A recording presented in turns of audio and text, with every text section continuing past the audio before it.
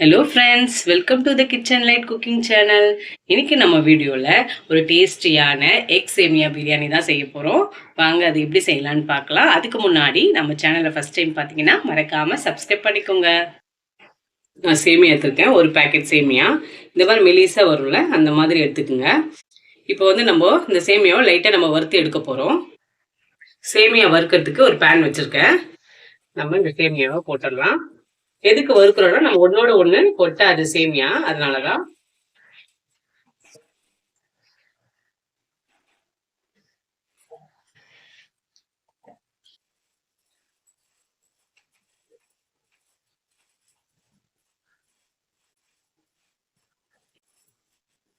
பாருங்க, லைட்டா கலர் மாறுது. இந்த அளவுக்கு வறுத்தா போதும். இப்ப நம்ம எடுத்துடலாம். அதே பேன் வச்சுக்கலாம். கொஞ்சம் ஆயில் ஊத்திக்கலாம்.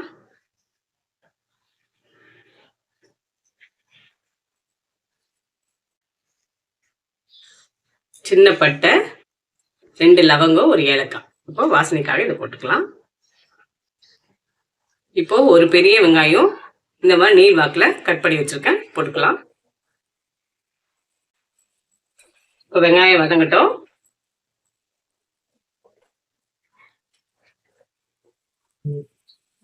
வெங்காயம் இப்போ கொஞ்சம் லைட்டா வதங்கிடுச்சு. இப்போ இஞ்சி பூண்டு பேஸ்ட் ஒரு 1/4 ஸ்பூன் அளவு போட்டா போதும். நல்லா பச்சை ஸ்மெல் போற அளவுக்கு நல்லா வதக்கிக்கலாம். இப்போ இஞ்சி பூண்டு வதக்கியாச்சு. ஒரு தக்காளி பொடியா கட் பண்ணிருக்கேன், அதை போட்டுடலாம். ஒரு பச்சை மிளகாய். இப்போ நல்லா வதக்கிக்கலாம். தக்காளி எல்லாம் நல்லா வதங்கிடுச்சு. இப்போ கொஞ்சம் புதினாவும் கொஞ்சம் கொத்தமல்லியும் எடுத்து வச்சிருக்கேன், அது போட்டுக்கலாம். வாசனையா இருக்கும்.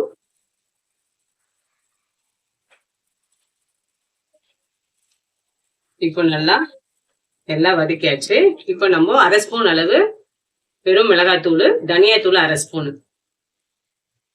இந்த எண்ணெயிலே நல்லா வதக்கிக்கலாம்.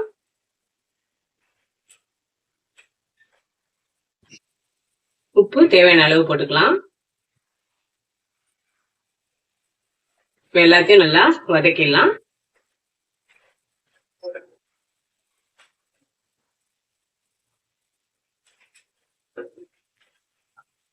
இப்போ 1/4 ஸ்பூன் அளவு மஞ்சத்தூள் போட்டுக்கலாம்.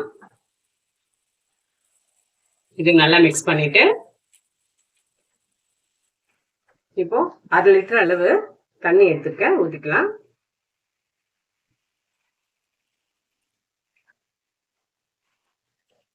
இப்போ இந்த சமயத்துல உப்பு கரெக்டா இருக்கா செக் பண்ணிக்கோங்க.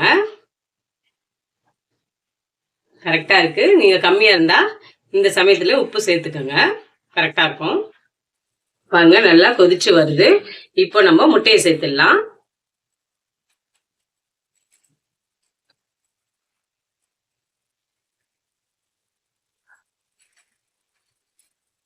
நான் 3 முட்டை எடுத்திருக்கேன்.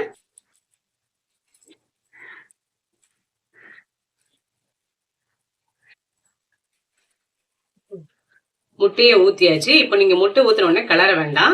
கிளறாம இருந்தாதான் நம்ம பெருசு பெருசா சாப்பிடும் போது முட்டை நல்லா இருக்கும். அப்படியே கொஞ்ச நேரம் ஒரு 5 நிமிஷம் கொதிக்கிட்டோம். இப்போ 5 நிமிஷம் நல்லா கொதிச்சாச்சு.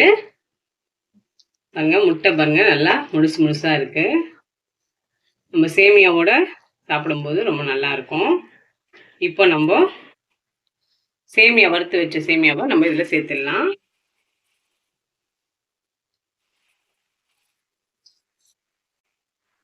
சேர்த்தாச்சு. இப்போ நம்ம கொஞ்சம் கொஞ்சமா சேமியாவை உள்ள இருக்க மசாலாவோட சேர்த்து விடலாம். இப்போ சேமியெல்லாம் நம்ம நல்லா மிக்ஸ் பண்ணி வச்சாச்சு. இப்போ ஒரு 5 நிமிஷம் நல்லா வேகட்டும். சேமியா மூடி போட்டு வச்சிடலாம், சிம்மில் வச்சுட்டு. இப்போ 5 நிமிஷம் ஆயிடுச்சு. எப்படி இருக்குன்னு பார்க்கலாம்.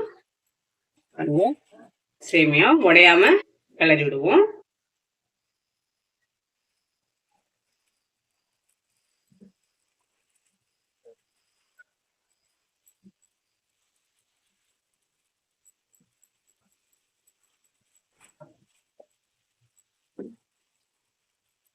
ஒரு 2 நிமிஷம் அப்படியே சிம்மிலேயே இருக்கட்டும்.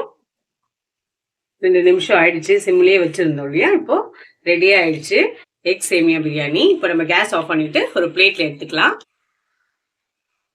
பாருங்க, சூப்பராக எக் சேமியா பிரியாணி ரெடி ஆயிடுச்சு.